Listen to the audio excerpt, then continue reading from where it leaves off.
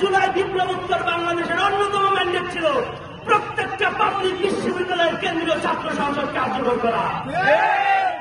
আমরা হতাশ, আমরা উদ্বেগের সাথে লক্ষ্য করছি বিশ্ববিদ্যালয় প্রশাসন এই 36,000 শিক্ষার্থীর পায়ের দাবির বাইরে গিয়ে সিদ্ধান্ত নিচ্ছে। আমরা তো তাদের উপর কোনো কিছু চাপিয়ে দেয়নি, বিশ্ববিদ্যালয় প্রশাসন প্রেস রিলিজের মাধ্যমে আমাদেরকে জানিয়ে দিয়েছিল যে তারা আগামী 30 জুনের মধ্যে রাষ্ট্র নির্বাচনের তফসিল ঘোষণা করবে। তারা কি এটা বলে নাই?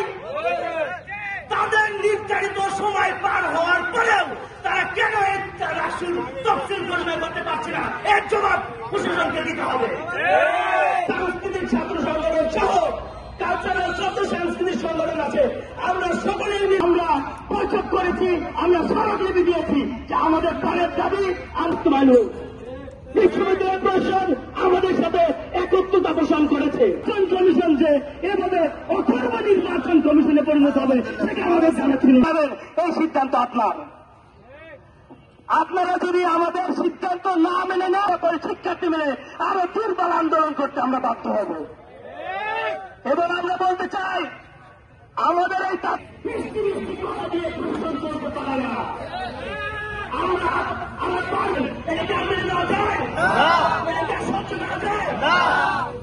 অধিকার নিয়ে কাজ করেছি, আমরা বিভিন্ন নিয়মের বিরুদ্ধে আমরা যে বিপ্লবী প্রশাসনকে বসিয়েছি সেই বিপ্লবী প্রশাসন আমাদের সাথে একই আচরণ করছে। তাহলে আমরা এই বাংলাদেশের নতুন যে বন্দোবস্ত সেটাকে আমরা লক্ষ্য করতে পারছি। বসার আগে মানুষ যা বলে, চেয়ারে বসার পর মানুষ তা ভুলে যায়। এই কারণে আমরা ভুলে যাব। প্রশাসন আমরা যেমন আপনাকে আমাদের রাজপথের সহযোগিতা হিসেবে নিয়েছি, ঠিক তেমনি আমরা ওই সিট থেকে আপনাকে বের করে দিতে পারি।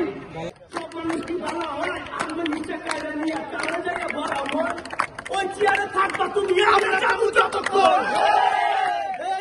আমার অধিকার না দিলে কি অধিকার হুশিয়ার খবরদার, হুশিয়ার খবরদার, আমার অধিকার না দিলে তুই অধিকার, আমার অধিকার না দিলে তুই অধিকার, আমার অধিকার।